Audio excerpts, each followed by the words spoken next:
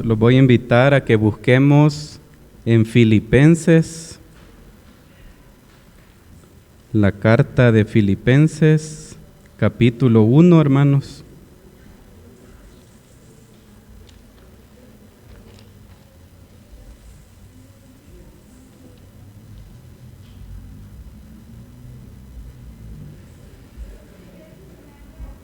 Filipenses, capítulo 1.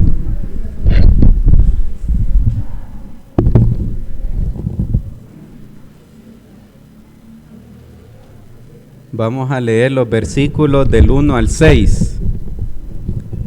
Filipenses capítulo 1, versículos del 1 al 6.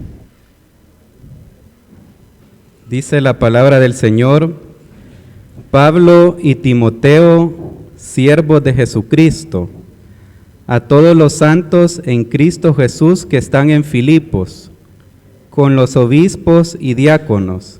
Versículo 2. Gracia y paz a vosotros, de Dios nuestro Padre y del Señor Jesucristo. Versículo 3.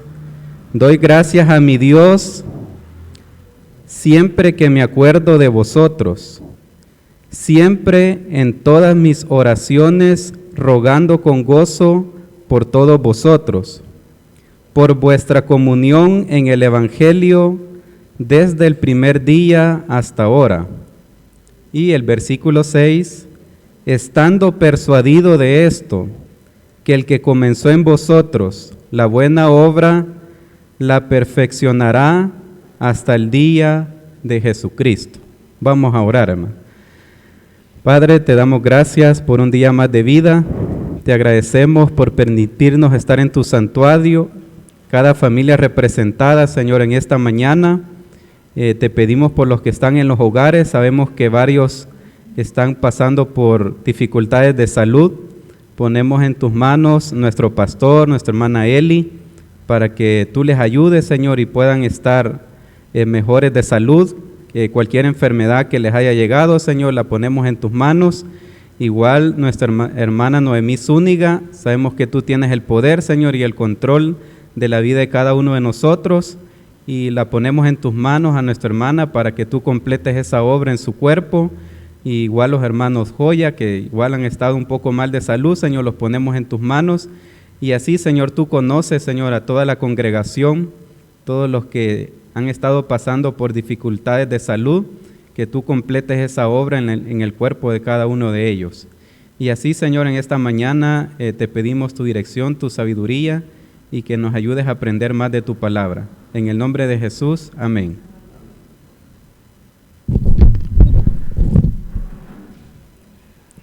Esta carta, hermanos, de los filipenses, era parte del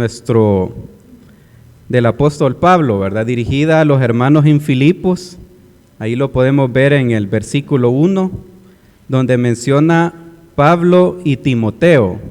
Yo creo que todos ya hemos leído cómo se dio el proceso de Timoteo, que era un joven, y que en ese caso el apóstol Pablo, ¿verdad? Fue el que lo instruyó, le enseñó la palabra del Señor, ¿verdad? Y también menciona que parte de su familia lo instruyó desde pequeño, ¿verdad? Y ya sabemos que fue un joven que lo usó bastante el Señor.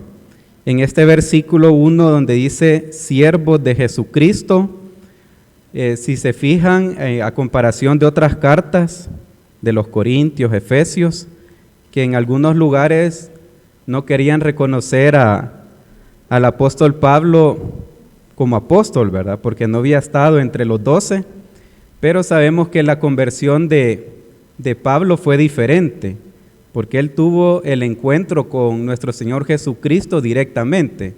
Todos lo hemos leído en Hechos, la conversión de Pablo. Él iba a un lugar y se le apareció nuestro Señor Jesucristo, ¿verdad? Él no estuvo con los 12 discípulos. Entonces, por eso, en algunos lugares no querían reconocer a Pablo como apóstol. Pero aquí, si ustedes y todos nos fijamos, dice siervos de Jesucristo. Todos hemos aprendido qué significa ser un siervo, ¿verdad? ¿sí? El siervo está totalmente a la disposición de su Señor, ¿verdad que sí? Y el siervo en ningún momento cuestiona o se va a oponer a lo que su Señor ha establecido, ¿verdad? En la sociedad antigua, ¿verdad?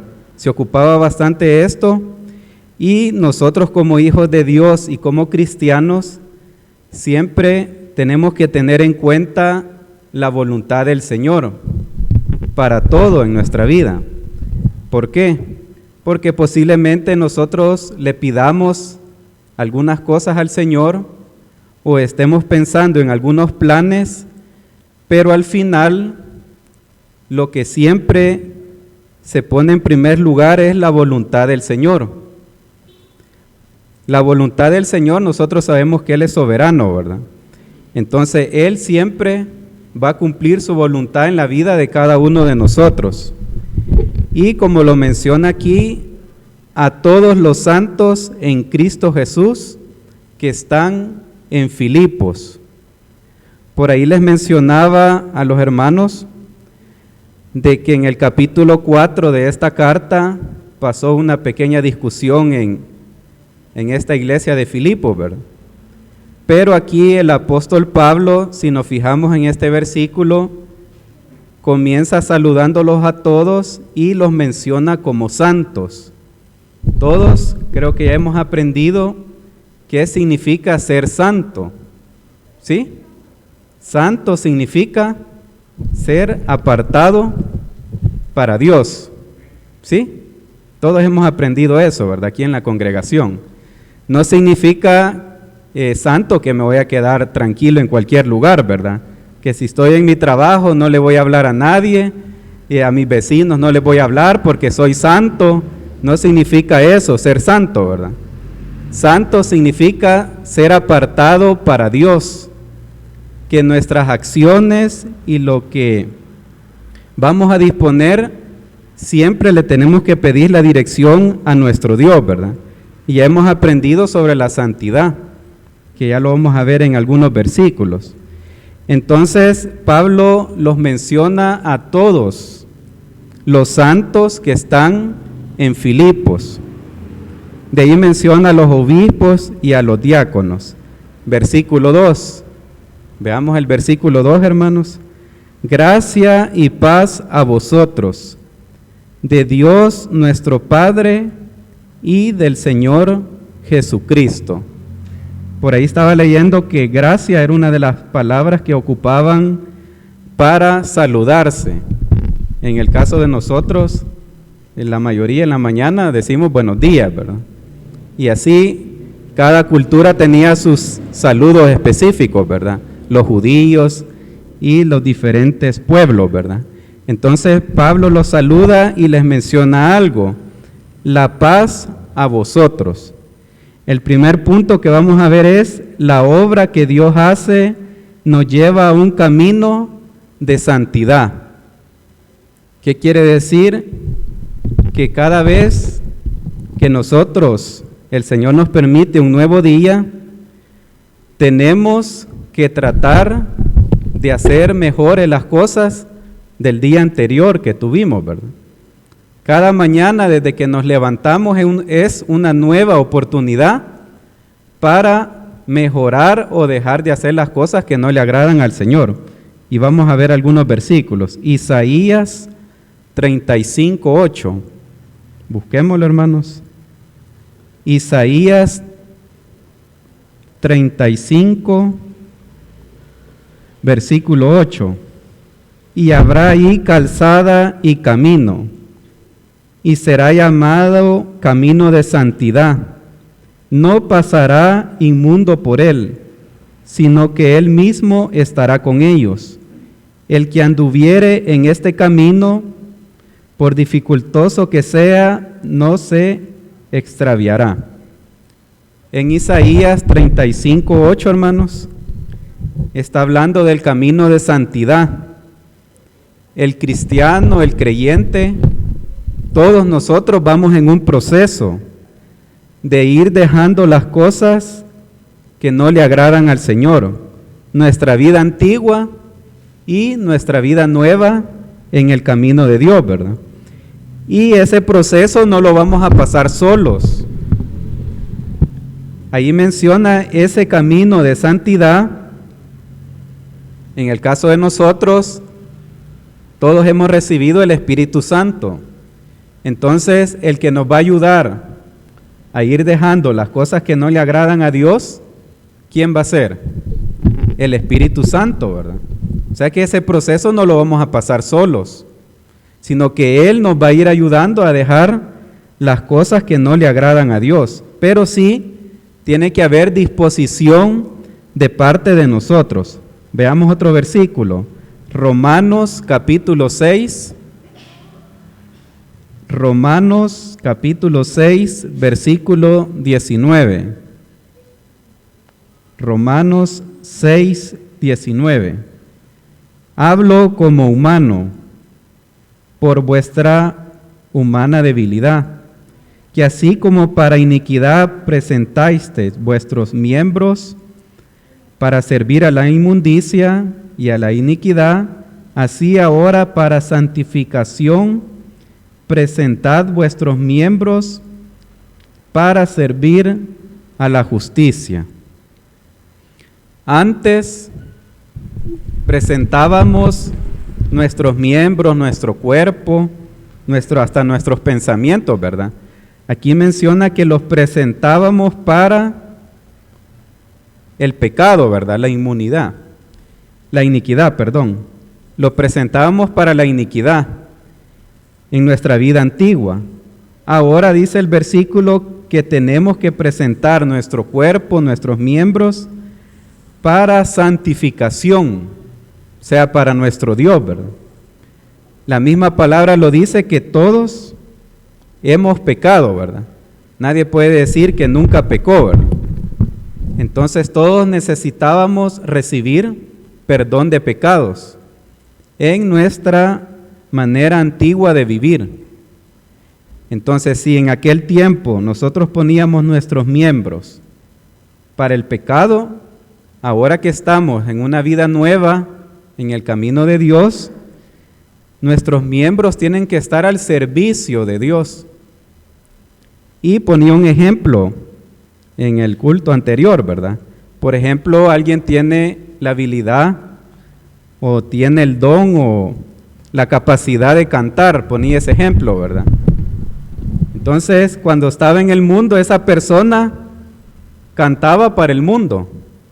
O sea, ponía esa capacidad que él tenía, la ponía para el servicio del mundo. Cuando esa persona recibe al Señor, hemos visto muchos testimonios de cantantes, ¿verdad? Que reciben al Señor Jesucristo y ahora su voz, su capacidad, sus miembros, los pone al servicio ¿de quién? De Dios, ¿verdad? Entonces eso ha pasado en la vida de nosotros también. Antes nuestros miembros eran usados para el pecado, ¿verdad? Como les mencionaba, hasta nuestro pensamiento también, ¿verdad? Y ahora nosotros usamos nuestro cuerpo y todo para el servicio de Dios. Entonces a eso hace referencia, de que cuando nos presentamos delante de Dios y se está dando ese proceso de santidad, cada vez vamos dejando las cosas que no le agradan a Dios. Y también pasa algo, que el proceso de santidad es de manera personal. Es de manera personal. No hay una regla que diga que si alguien recibió al Señor este domingo, que ya mañana él ha dejado todas las cosas que él practicaba, ¿verdad? Todos, póngase a pensar ahorita, usted de manera personal, todos pasamos por un proceso para ir dejando las cosas que no le agradaban al Señor. Por ejemplo, alguien posiblemente en su vida antigua, su vocabulario no era correcto, ¿verdad? Posiblemente su vocabulario utilizaba palabras soeces en su manera antigua de vivir, ¿verdad? Pero cuando ya viene al Señor, su vocabulario tiene que cambiar. Pero si esa persona recibe al Señor, por ejemplo, este domingo, ¿creen ustedes que mañana, que sea lunes, esa persona ya cambió todo su vocabulario? ¿Qué creen ustedes? No, ¿verdad? Entonces, ¿qué quiere decir? Que va a ser un proceso en la vida de esa persona. Más si es un vocabulario que está acostumbrado a 40, 50 años de hablar así, ¿verdad? Entonces, ¿quién es el que va a ir transformando la vida de esa persona? El Espíritu Santo. Pero para que haya una transformación en la vida de esa persona, tiene que haber disposición de esa persona. Porque el Espíritu Santo puede motivarnos o puede estar obrando en nuestra vida. Pero si nosotros no queremos cambiar o no queremos que el Espíritu obre, ahí se va a estar, ¿verdad? La misma palabra habla de que el Espíritu Santo lo podemos como entristecer, ¿verdad? Cuando nosotros no dejamos que él obre. Entonces el proceso de santidad va a permitir que nos acerquemos más a Dios. Ya vamos a hablar un poco del crecimiento espiritual que menciona el apóstol Pablo. Segundo punto, debemos orar por nuestras vidas espirituales unos por otros. Veamos en el versículo 3, siempre de capítulo 1 de Filipenses, que leímos al principio. Filipenses 1:3. Doy gracias a mi Dios siempre que me acuerdo de vosotros. Siempre en todas mis oraciones, rogando con gozo por todos vosotros. El apóstol Pablo, cuando escribió 4 cartas, si no me equivoco, él estaba en la cárcel. Esta carta a los hermanos en Filipos, él estaba en la cárcel cuando les escribió esta carta.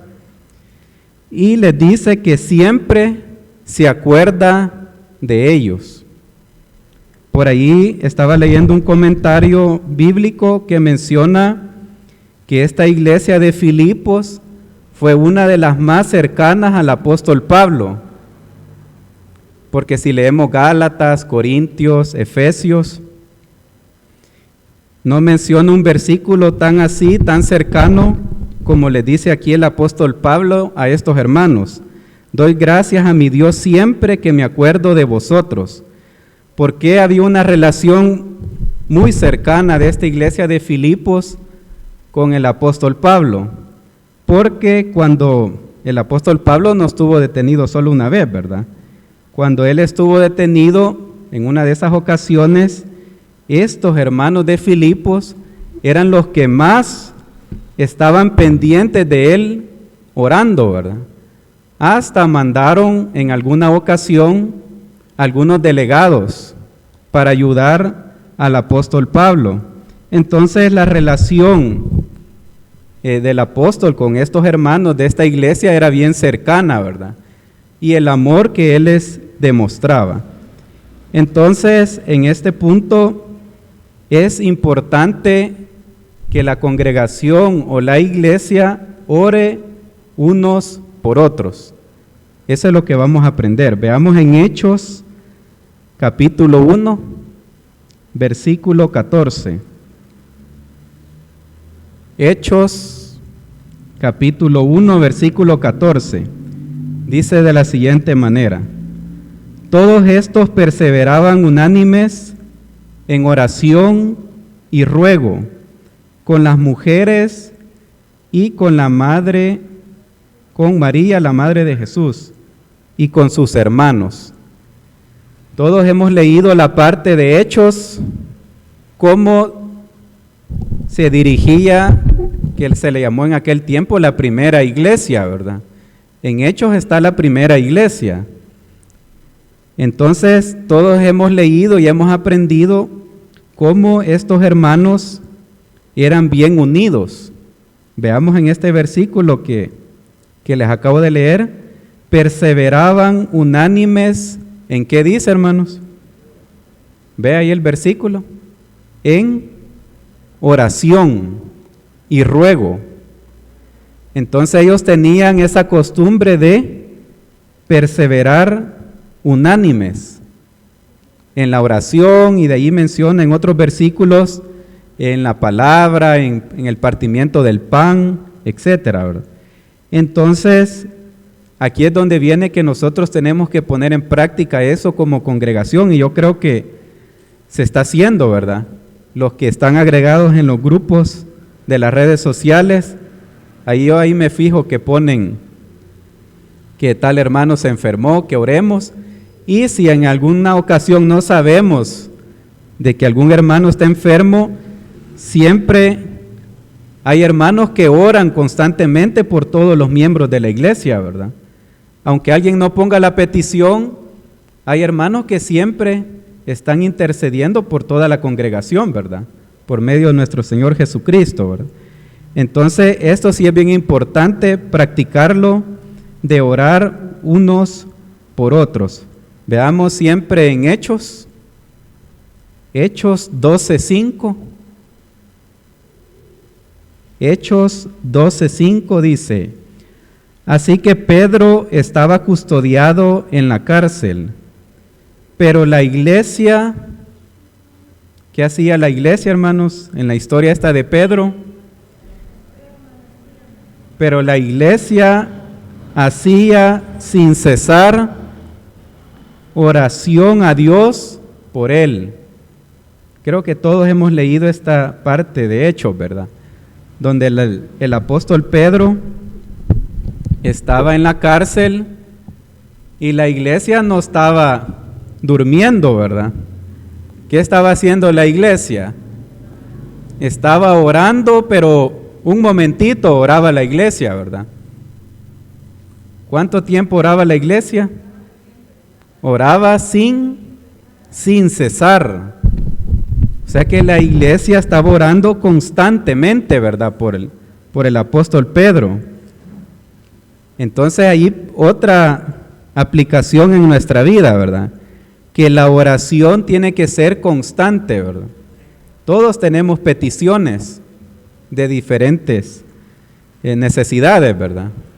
Pero si nos mantenemos constantes en la oración, de manera personal y unidos también, ¿verdad? ¿Hubo respuesta en esta historia del apóstol Pedro? ¿Contestó la petición de la iglesia? ¿Sí o no? Sí, ¿verdad? El apóstol fue liberado, y así creo que ha pasado también en nuestra congregación.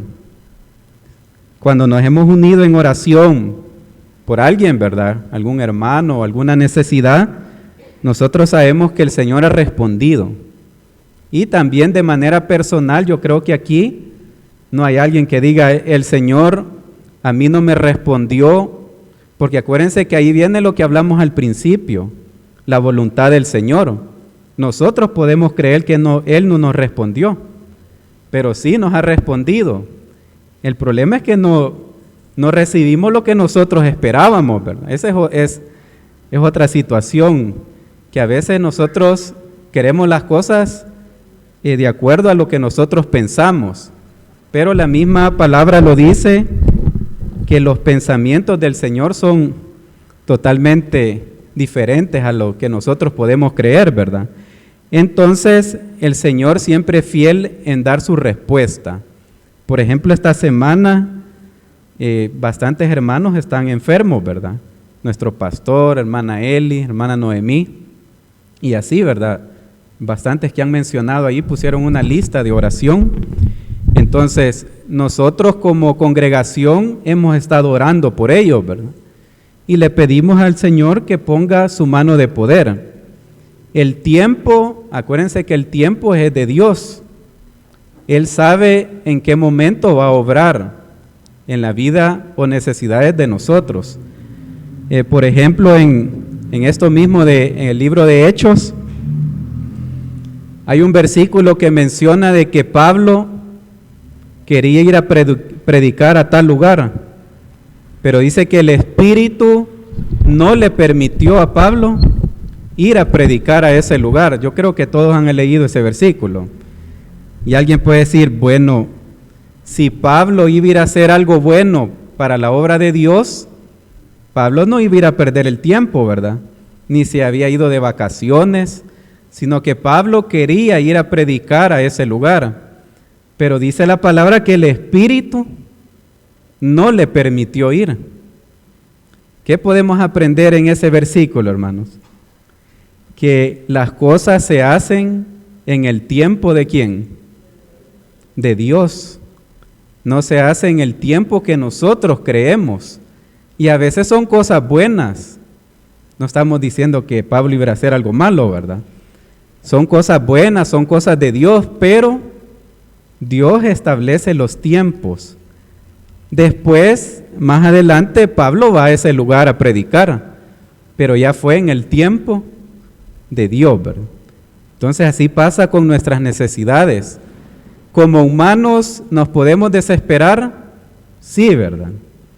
¿Puede entrar duda? Sí, pero la misma palabra dice que nuestra fe tiene que ir aumentando.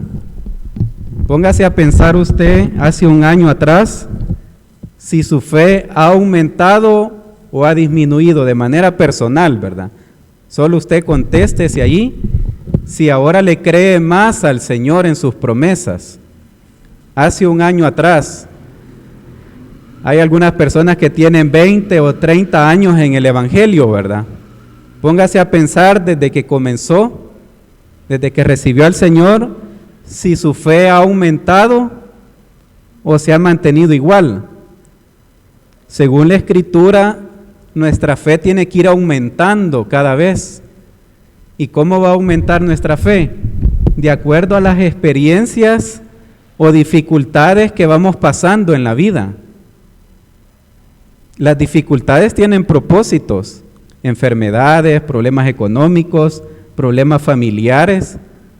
Entonces, ¿cómo vamos a aprender de esas situaciones? Que nos acercamos más a Dios. Y nuestra fe aumenta al ver la mano del Señor. Entonces, veamos otro versículo, hermanos. Mateo 5:44. Mateo 5:44. Pero yo os digo, amad a vuestros enemigos, bendecid a los que os maldicen, haced bien a los que os aborrecen. ¿Lo buscaron, hermanos? Y dice, y orad por quiénes, hermanos. Mateo 5:44, orar por quiénes, y orar por los que os ultrajan y os persiguen. Entonces, hermanos, no vamos a orar solo por el que nos cae bien, ¿verdad? No vamos a orar solo por la hermana que siempre nos pregunta cómo estamos. Aquí viene, como les mencionaba a los hermanos en el culto anterior, ¿verdad? Aquí viene la parte que algunos mencionan del Evangelio, la parte difícil, donde alguien dice, ¿y cómo voy a orar por una persona que me dijo un montón de cosas, verdad? Que me ofendió. ¿Cómo voy a orar por algún compañero de trabajo o el jefe que me trató mal en la empresa o en ese lugar, verdad? ¿Cómo voy a orar por esa persona que habla mal de mí, verdad? Pero ahí es donde estamos poniendo en práctica el verdadero evangelio. Entonces aquí menciona que debemos de orar por esas personas. Que es fácil, usted evalúelo, ¿verdad? ¿Le es fácil orar por alguien que lo ha ofendido? ¿Le es fácil? Usted contéstese de manera personal. Como humanos no es fácil orar por una persona que a usted la ha ofendido, ¿verdad? Pero sí la palabra nos invita y nos recomienda, ¿verdad?, a que oremos por estas personas. ¿Por qué? Porque ¿qué pasa cuando estamos en contienda o estamos enojados con un hermano, con un familiar, con un vecino o aquí mismo en la congregación, ¿verdad? Eso no quiere decir que aquí en la congregación no puede pasar alguna dificultad. Hay un versículo que menciona, que dice que tenemos que soportarnos unos con otros. ¿Ya han leído ese versículo? ¿Sí? Eso está hablando también de las congregaciones. ¿Qué quiere decir? Que en las congregaciones van a pasar problemas. ¿Por qué? Porque no somos perfectos.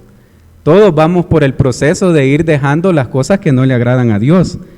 Entonces, en este versículo tenemos que aprender a orar por los que nos han ofendido o nos han dañado en algún momento, ¿verdad? ¿Qué va a pasar en nuestra vida? O si hemos tenido la oportunidad de orar por estas personas, ¿qué va a pasar en nuestra vida? Cuando tiene problemas con alguien, muchos hasta se enferman, ¿verdad? De los nervios, o no duermen, o pasan solo pensando en esa persona que les dijo un montón de cosas, ¿verdad? Pero cuando ya comenzamos a orar por esa persona, ¿qué pasa en nuestra vida, hermanos? Comienza a haber tranquilidad, paz. Y la misma palabra nos llama a que nosotros practiquemos eso, ¿verdad? Entonces, ¿va a ser fácil? Posiblemente no, ¿verdad? Pero sí tenemos que orar por ello, ¿verdad? Porque eso nos va a permitir crecer espiritualmente.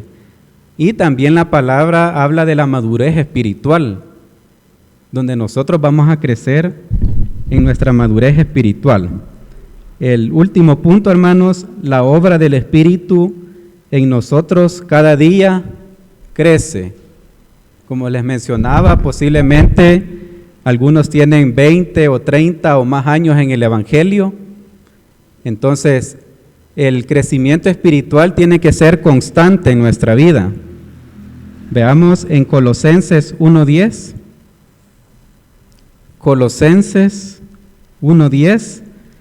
Para que andéis como es digno del Señor, agradándole en todo, llevando fruto en toda buena obra y creciendo en el conocimiento de Dios.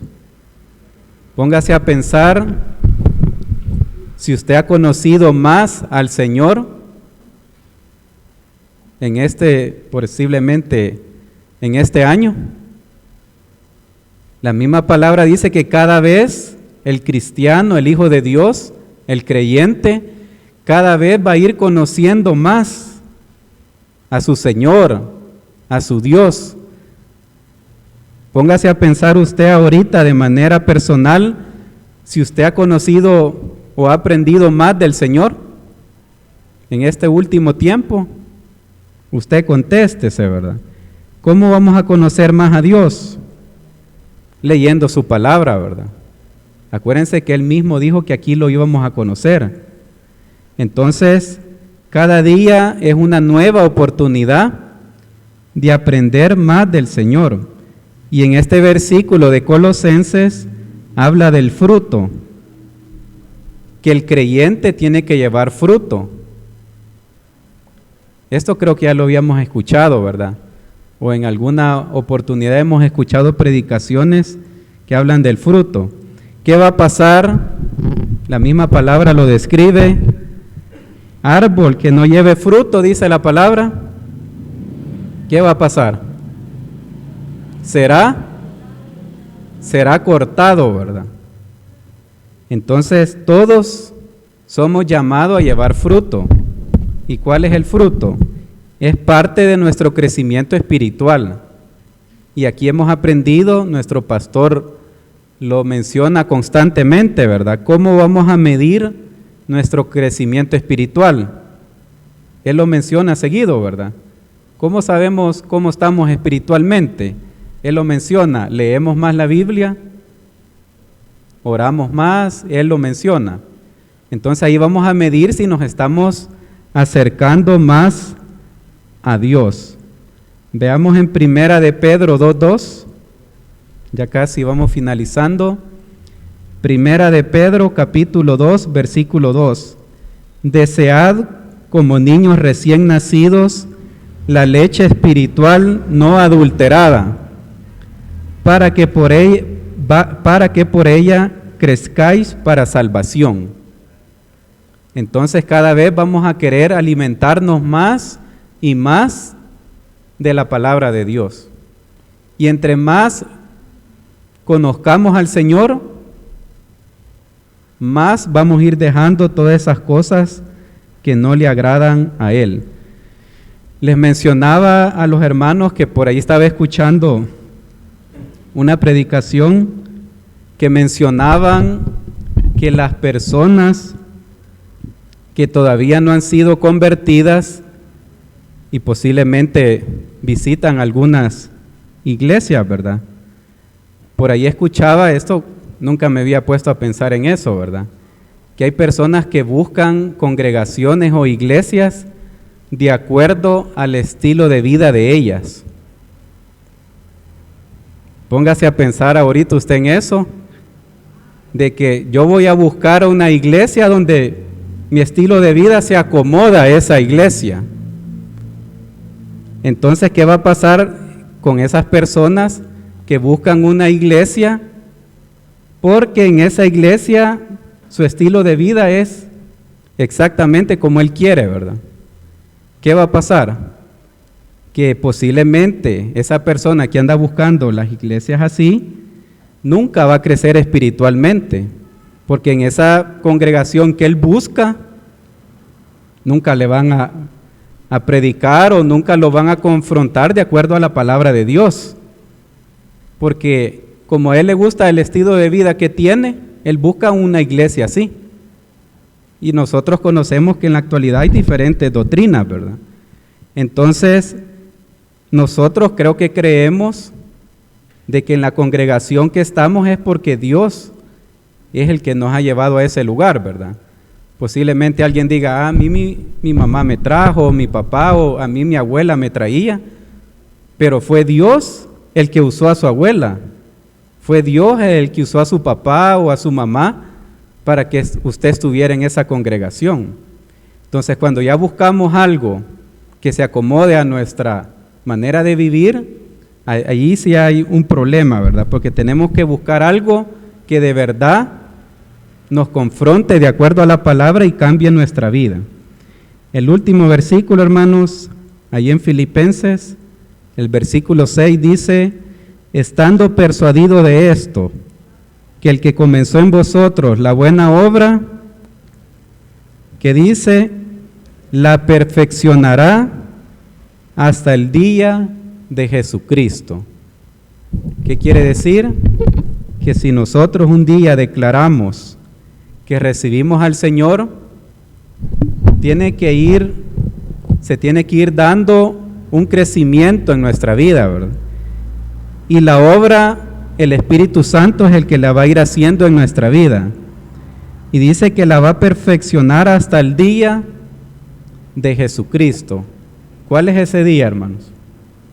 Hasta que Él venga, ¿verdad? Ese día es.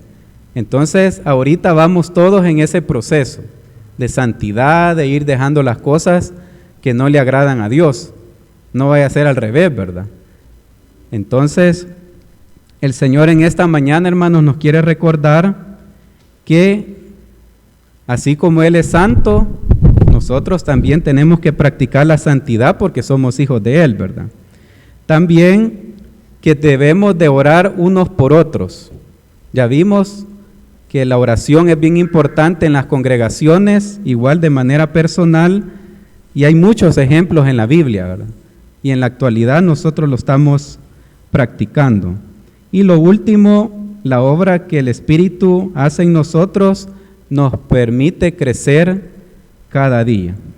Eso nos quiere recordar el Señor en esta mañana, que a pesar de dificultades que tengamos en la familia o enfermedades, el Señor siempre es fiel y nos va a permitir llegar hasta el final. Que el Señor les bendiga.